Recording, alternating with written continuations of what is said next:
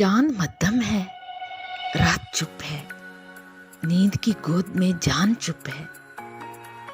दूर वादी में दूधिया बादल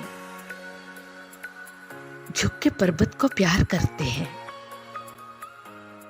दिल में नाकाम हसरतें लेकर हम तेरा इंतजार करते हैं। इन बहारों के साए में आजा, फिर मोहब्बत जवां रहे ना रहे। जिंदगी तेरे नाम मुरादों पर कल तलक मेहरबान रहे ना रहे। रोज की तरह आज भी तारे सुबह की गर्द में ना खो जाए। आजा कि ये जागती आंखें कम से कम एक रात तो सो जाए।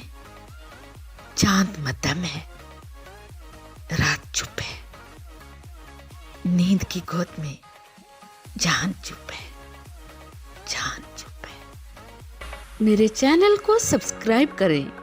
कुछ पल हमारे साथ आप सबके लिए दुआ गो। मेरी वीडियो लाइक और शेयर किया कीजिए।